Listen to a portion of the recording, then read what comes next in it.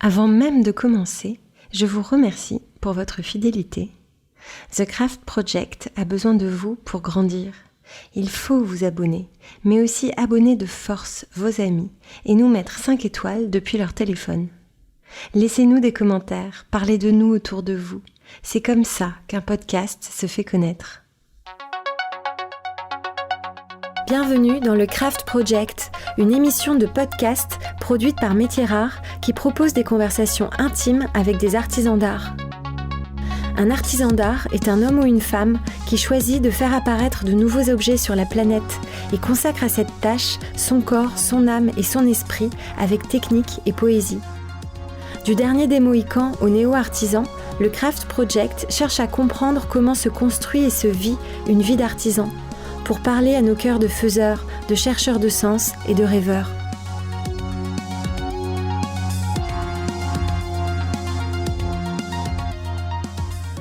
Je suis Raphaël Métiers Rares et aujourd'hui, j'interroge Véronique de Soultret. Véronique de Soultret fait partie de ces artisans d'art qui ont inventé leur métier. C'est la corde qu'elle a choisie comme matière. Elle la roule, l'enroule, la cire, la teint, la dore et l'adore. Véronique de Soultret crée des décors de cordes et a réussi à initier le marché à sa matière. Je l'ai rencontrée dans son atelier à Lyon, un espace doux, chaud, aux odeurs de chanvre et aux tonalités naturelles, un lieu où il fait bon créer, un lieu où il fait bon parler.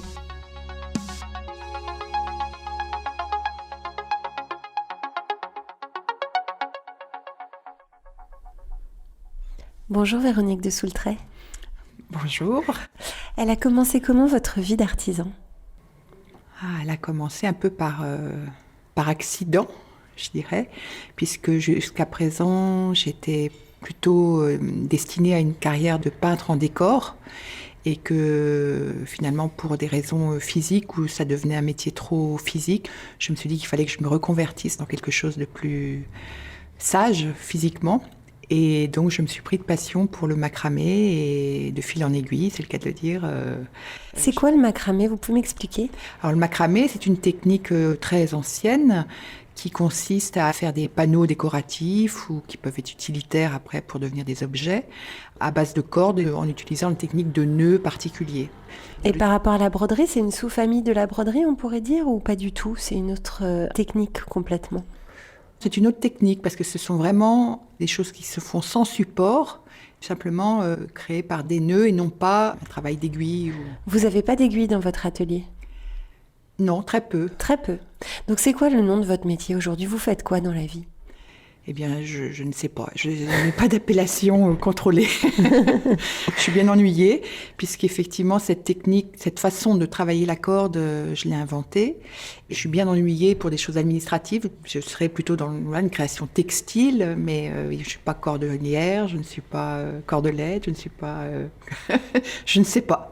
Vous pouvez nous décrire une œuvre, parce que justement, comme c'est un métier qu'on ne connaît pas et que là, on ne fait que vous écouter, comment on peut décrire une œuvre que vous avez faite, un travail que vous avez réalisé, pour que nos auditeurs comprennent ce que vous faites toute la journée avec vos mains ? Oui, alors, mon travail consiste en général à réaliser pour des décorateurs des panneaux muraux, dans lequel j'utilise de la corde. Ça peut être des cordes très grosses, en chanvre, la corde traditionnelle, comme ça peut être des fils d'or. Et donc, en général, moi, je réalise un motif sur un support en bois, en enroulant des cordes qui sont collées d'une façon un peu qui peut s'apparenter à de la marqueterie. Vous créez des décors en corde ? Oui. Et cette rencontre avec cette matière, elle s'est faite tard pour vous. Est-ce qu'on peut revenir un petit peu sur votre enfance ? Vous étiez un enfant créatif déjà ? C'était encouragé chez vous, cette créativité-là, à la maison ? Oui, j'étais créative et j'étais encouragée certainement et c'était un dérivatif à la réalité dans lequel je suis partie assez rapidement. Dans l'imaginaire, dans la création, dans la littérature, dans l'art, j'ai trouvé un imaginaire dont j'ai pu faire les beaux-arts, mes parents ont accepté et après, petit à petit, je suis toujours... C'était compliqué pour qu'ils acceptent ? C'était une négociation avec eux ? Oui, c'était très compliqué parce que, étant issue d'une famille un peu classique, c'était assez mal vu qu'une fille parte aux beaux-arts, c'était un peu olé olé. Donc mes parents, ça par contre, n'ont pas tellement cautionné dans un premier temps. Qu'est-ce qu'ils auraient voulu que vous fassiez ? une école d'infirmière ou une Ouais. école de secrétaire. Oui, c'est ça que les femmes devaient faire plutôt. Voilà. Et vous vouliez être artiste? Je savais ce que je ne voulais pas être. Je ne savais pas ce que je voulais être. Ouais. Et aux Beaux-Arts, vous avez trouvé ce que vous cherchiez? Ah oui, ça a été 5 ans de bonheur absolu. De liberté, d'intelligence, de pétillement, Ah oui, ça a été une grande joie, ces années d'études. Vous avez trouvé d'autres gens comme vous aux Beaux-Arts quand vous y êtes arrivés qui essayaient de fuir peut-être un milieu, des dictats? Oui, oui. Vous en avez trouvé Oui, on d'autres? était tous des comme ça. barjots. Ouais. Mais alors comment vous êtes devenu barjot, vous, dans un contexte qui ne l'était pas? Comment ça pousse cette graine-là? Comment ça pousse? Je ne sais pas, C'est mystérieux pour vous, ça pousse par opposition, justement, parce qu'on n'a pas le caractère, on ne peut pas se fondre dans le moule. Et donc c'est plutôt par résistance et puis par un instinct de survie où on développe d'autres choses, parce qu'effectivement, une voie tracée de façon dogmatique ne nous correspond pas, c'est mortifère. Donc la liberté, le bonheur, la joie, on la trouve en allant vers des choses dans lesquelles on est libre.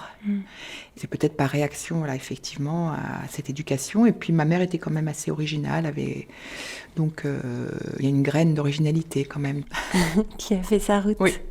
Donc aujourd'hui, vous êtes, donc on sait toujours pas le nom de votre métier, mais décoratrice à la corde. Oui. Cordelière, c'est joli. On pourrait dire cordelière. Oui, on pourrait dire cordelière. Ça existe cordelière peut-être pour un autre métier? Non, je crois pas. Bon alors, il est pour vous celui-là. Merci Raphaël. Et justement, ce passage des études art appliqué vers finalement un métier qui est extrêmement manuel, pourquoi vous n'êtes pas parti directement dans une route manuelle? Vous, on sent tellement que c'est votre place là. J'ai fait les Beaux-Arts dans les années 80. C'était une époque où la culture artistique qui nous était donnée était plutôt intellectuelle. C'était les suites de l'art conceptuel. Voilà, moi j'étais quelqu'un d'assez littéraire et au début je me suis rapprochée plutôt d'une certaine conformité.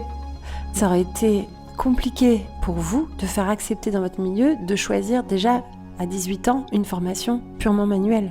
Dans mon milieu, non, parce que mon père était agriculteur et on était des gens assez proches de la terre et de valeurs très pratiques.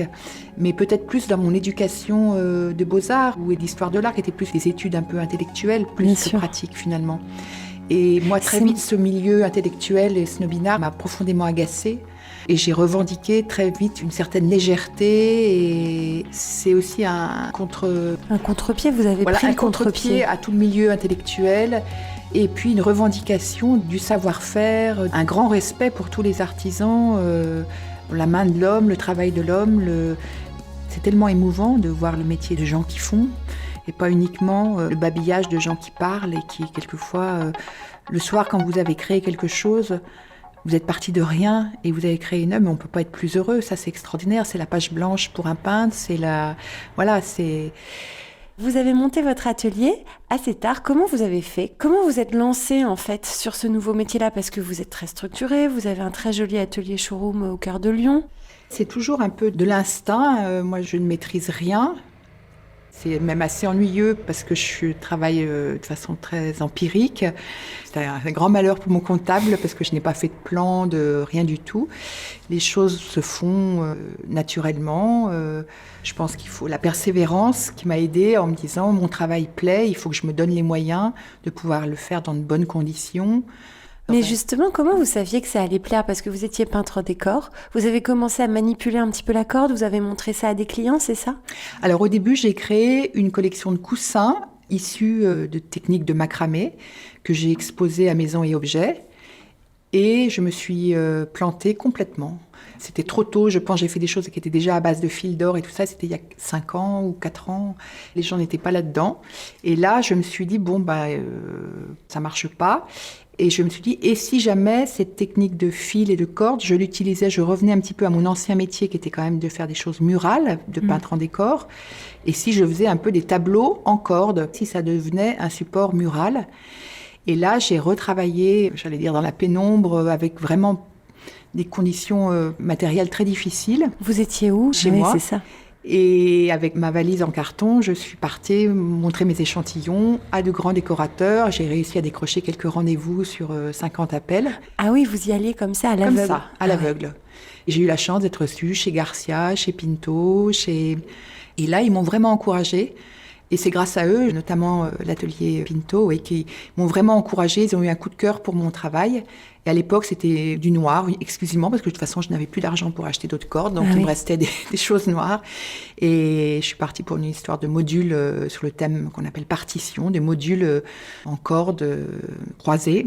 Et là, ils m'ont vraiment encouragée en me disant il y a quelque chose. Donc, je suis retournée et j'ai retravaillé pendant vraiment des mois seule, peaufiner cette technique, la développer, la comprendre comment je pouvais l'améliorer. Et à nouveau, je retournais voir des décorateurs et puis petit à petit, sans avoir encore aucune commande. Mais comment vous payez votre loyer pendant ces périodes-là ? Ça a été très compliqué. Donc, je suis partie avec beaucoup de dettes dans cette aventure. Actuellement, c'est toujours encore très, très précaire. Oui. J'ai des clients prestigieux, mais c'est une toute petite entreprise. Voilà. D'accord. Donc, ça reste difficile. Ça reste difficile, oui. Moi, je me paie encore au minimum syndical, j'allais dire. Moi, ce qui m'importe, c'est de pouvoir continuer à travailler, qu'on me fasse confiance, qu'on me donne des commandes et d'avoir du travail. Après, de vivre un peu modestement, c'est du moment que mon atelier peut continuer à fonctionner, je suis prête à faire le sacrifice pendant le temps qu'il faut. Oui, je comprends. Mais c'est un beau témoignage parce que c'est un témoignage très vrai sur la réalité aussi des ateliers d'art. Et je pense qu'il faut le dire, ça. En fait. Il faut le dire, parce que les gens vous disent « Ah, vous travaillez pour Cartier, vous travaillez pour Van Cleef. » C'est certainement... Mais on travaille pour le luxe, mais nous n'avons pas une vie luxueuse, loin de là. Parlez-moi de cette matière, la corde. Qu'est-ce qui vous plaît dans cette matière ? Quel dialogue vous avez noué avec cette matière-là ? La corde, c'est quelque chose de très sensuel, c'est doux, c'est brillant, c'est mat, ça peut être un peu piquant, Donc il y a vraiment un rapport très tactile avec cette matière. Elle se plie un peu à vos désirs, vous pouvez la teindre, vous pouvez la coller, vous pouvez la coudre. Elle n'est jamais la même. C'est un peu comme une herbe folle qu'on maîtrise, mais qui a aussi sa vie. Voilà, donc c'est une matière très agréable. Alors j'aime beaucoup dans les métiers d'art les mots que je ne comprends pas. Est-ce qu'il y a des mots que je ne comprendrais pas dans votre savoir-faire ? Alors à l'atelier, on parle de sangle, on parle d'escargot au niveau des motifs entre nous. Donc, Et c'est des mots que vous avez inventés ? Ce sont des mots qu'on a inventés pour des techniques qu'on a inventées aussi. La sangle serait une façon de lier les cordes ou les ficelles entre elles en les collant pour pouvoir après avoir une surface qui serait presque un tissu qui peut faire droit à 15 cm de large. Et donc ça, c'est un secret d'atelier qu'on a créé. L'escargot, c'est d'enrouler la corde sur elle-même pour créer des motifs répétitifs, décoratifs, qui jouent avec les reflets selon l'angle de la corde qui est enroulée. Ah oui, je comprends. Vous disiez que vous étiez partie du noir parce que vous n'aviez pas les moyens d'acheter des fils précieux. Aujourd'hui, c'est plus le cas. Vous exprimez aussi beaucoup dans la couleur et là, on retrouve un peu votre ancienne vie. Oui.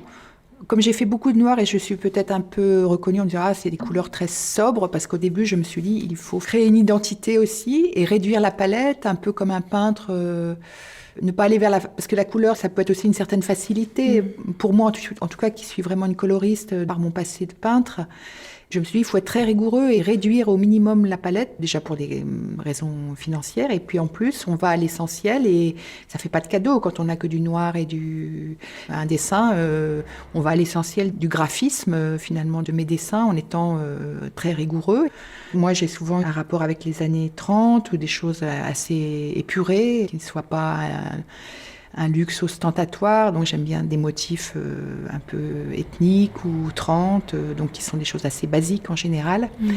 Donc la couleur, je l'aime, contrairement à ce qu'on pourrait croire, mais elle vient en second. Et au contraire, et maintenant j'adore, on teint les cordes nous-mêmes à l'atelier, donc il y a encore un côté très, très manuel. On arrive à avoir des nuances extraordinaires, à faire un peu notre petite cuisine interne. Ben, je sais parce que dans votre showroom atelier à Lyon, on travaille ensemble sur un sourcing pour un client et vous m'avez fait apparaître une couleur en attrapant un pinceau, en l'humidifiant à la langue parce qu'il n'y avait pas d'eau sous la main et en faisant naître une nuance d'or. C'était extraordinaire, comme ça.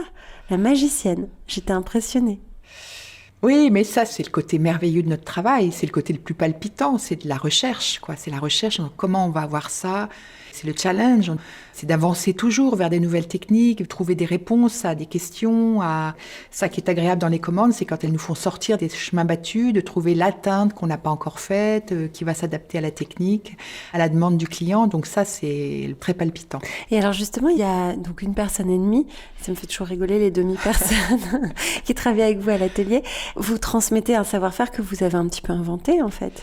Oui, on travaille ensemble, on cherche ensemble, on trouve ensemble, parce qu'effectivement, ce métier, la façon dont je travaille la corde, à ma connaissance, je suis la seule à le faire. Il y a beaucoup de recherches, on n'est pas encore sûr de plein de choses qu'il faut mettre au point avec des nouvelles cordes, de nouveaux supports. C'est un travail d'équipe qu'on partage dans une ambiance vraiment très solidaire, donc il y a un rapport vraiment de confiance et voilà, c'est l'ambiance dans l'atelier est quelque chose à laquelle je suis très attentive. Et oui, il y a une musique zen, ça sent l'encens, c'est très calme, les lumières sont douces. Oui, on est dans un travail assez répétitif, silencieux, qui peut s'apparenter à un côté un peu méditatif, donc qui me correspond aussi dans la mesure où moi je suis quelqu'un qui suis assez empreinte de bouddhisme, de yoga, de méditation. Donc au niveau humain aussi, c'est important qu'il y ait une entente humaine et une vraie transparence, une vraie collaboration. Et alors, est-ce que les décorateurs s'approprient cette technique, la recherche, vous surprennent avec leurs idées sur votre technique? Il y a des dialogues intéressants qui se nouent de ce point de vue-là? Oui, bien sûr, parce qu'ils nous poussent au-delà de nos limites. Eux ne connaissent pas nos limites techniques et nous demandent des choses. Et quelquefois, c'est souvent par accident, justement, un peu comme en peinture, qu'on trouve de nouvelles techniques parce qu'ils nous ont demandé et qu'on n'a pas su faire. On a cherché, on a décollé et en décollant, on s'est aperçu qu'il se posait tel effet ou en rajoutant telle matière que la corde prenait telle couleur. C'est souvent les accidents, comme dans la science, où il nous faut avancer. Comme beaucoup de créateurs, on est toujours insatisfait. La pièce qu'on a faite, on est très excité en la faisant, on y croit. Et puis après, on doit toujours la dépasser, aller au-delà. C'est un challenge quotidien et peut-être cette insatisfaction qui nous fait avancer vers d'autres voies. En tout cas, rien n'est acquis techniquement, parce que moi, c'est encore très, très, très jeune, mon savoir-faire. Bien sûr. Alors c'est aussi une dimension de la vie économique d'un petit atelier d'art que je pense intéressante d'évoquer, c'est que pour mettre dans la tête des décorateurs votre technique et votre savoir-faire, vous créez énormément d'échantillons que vous envoyez partout. Parfois on vous demande des échantillons et c'est un temps qui n'est évidemment jamais rémunéré. Non. C'est un gros investissement pour vous. C'est énorme, c'est énorme. Je le savais puisque mon agent Isabelle de Lastérie, l'agence d'Isabelle à Paris, qui représente une dizaine de savoir-faire d'exception, me l'avait demandé au tout début. Elle m'avait dit il y aura un investissement pour pouvoir déposer dans les grandes agences parisiennes ton travail et leur présenter d'échantillons. Donc ça, je dirais que je passe peut-être une journée par semaine à faire des échantillons et des recherches qui donnent suite à des projets ou non. Et oui, et on peut jamais savoir. Non, donc il y a des choses qui partent aux quatre coins du monde et qui n'auront jamais aucune suite, quelquefois dont on n'en entend plus parler, et puis 2 ans après, on a une commande bingo d'un truc qu'on a fait. En fait, c'est comme ça qu'on prospecte commercialement quand on est artisan comme vous, une artisan. Oui, il faut, voilà, on est dans la matière, donc il faut que la personne puisse toucher, puisse voir, c'est pas une image, il y a l'aspect tactile, il y a le reflet, donc il faut que la matière parle. Alors sur votre route, qui a été très personnelle, très intime, avec une quête qui n'est qu'à vous, est-ce qu'il y a eu des anges gardiens qui vous ont guidé, qui vous ont poussé, qui vous ont permis d'avancer? Des maîtres peut-être? Ah oui, des anges gardiens. Oui, je pense notamment à Sheila Hicks, cette grande dame dont j'ignorais tout à fait le parcours, qui a été un déclic pour moi, vraiment. Quand j'ai vu son travail, je me suis dit... c'est extraordinaire. Mais ça, c'était le tout début. À ce moment-là, je faisais des coussins et je n'étais pas du tout encore dans des choses murales. Donc, au niveau textile, voilà, je pense à Sheila Hicks. Puis après, il peut y avoir des choses très ethniques, très artisanales, autant que des tissus. Moi, j'habite à Lyon, je travaille à Lyon, donc on a un musée des tissus et tout un historique de la soie. Et donc, je suis aussi très sensible à tout ce qui est textile, aux Beaux-Arts. J'ai fait une formation quand même aussi en peinture textile. Donc, ça peut être des tissus du 18e brodés, des rapports de couleurs, des rapports de matière. Ça, c'est les inspirations. Mais c'est vrai que c'est une question qui revient souvent dans le podcast autour des maîtres, mais vous êtes autodidacte. Donc, on ne peut pas dire qu'il y ait quelqu'un qui ait guidé votre main. Non, alors au niveau des formes, je pourrais m'apparenter à des peintres, à Sonia Delaunay, à Malevich, à des choses un peu géométriques, dans la décoration, à des grands noms des années 30. Au niveau de la forme, du rythme, j'ai vraiment une culture artistique et des arts décoratifs. Donc j'aurais du mal à citer un nom parce que je fais feu de tout bois. Mais c'est ce que je vois, mais du coup ce que je vois, c'est qu'il y a une certaine solitude en tant qu'artisan. Il y a une solitude artisanale sur cette technique-là, que vous êtes allée chercher toute seule, que... Par rapport à un autre métier qu'on apprend à l'école, oui, où on a un maître qui nous guide. Oui, mais aussi cette solitude, elle est bien parce que justement, c'est aussi de la liberté. Il n'y a pas de technique à suivre, tout est ouvert. C'est un chemin qu'on ouvre en tout cas. Et j'espère que d'autres suivront derrière et le feront évoluer bien au-delà de ce que moi j'aurais pu en faire. Mais c'est comme Pietro Seminelli qui a créé cette technique de plissage qui est devenu maître d'art. Il y a une catégorie de maître d'art qui a été créée pour lui. Ah oui. Oui, magnifique travail de Pietro, oui. Eh ben, on a le droit de rêver à ça. Donc là, vous êtes heureuse ? Ah oui, j'ai beaucoup de chance que la vie m'ait amenée à faire ce que je fais actuellement et j'espère pouvoir encore développer et perpétuer la création. Oui, je suis très heureuse. Vous avez mal où le soir après une journée à l'atelier ? Je peux avoir mal aux mains, aux doigts. Voilà, plutôt aux mains, oui, parce qu'un travail qui s'apparente à la tapisserie, à la passementerie. Donc c'est peut-être les doigts les poignets peuvent être un peu... Ouais. Alors, je suis une fée des métiers d'art. Qu'est-ce que je peux faire pour vous avec ma baguette magique ? Me donner du travail. Ouais, me donner du travail, c'est vraiment la plus grande joie qu'on ait, c'est de travailler pour de nouveaux projets, aller de l'avant. Bien sûr. Merci Véronique. Merci Raphaël.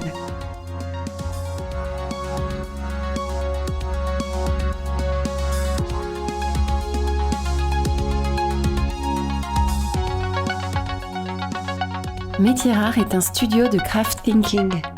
Le jour, Métiers Rares imagine et bâtit des ponts entre les métiers d'art et les marques. La nuit, Métiers Rares produit des podcasts qui célèbrent l'excellence et la créativité des humains. Si vous avez aimé ce podcast, dites-le nous avec 5 étoiles. Abonnez-vous, parlez de nous. Suivez-nous sur Instagram @métiers-rares. Suivez-moi sur Instagram @RaphaëlMétiers-Rares. Cet épisode du Craft Project a été copiloté par Pierre Salagnac. La signature musicale a été créée par Velvet Stairs. Je remercie Philippe Calvérac pour le montage minutieux et le mixage exigeant.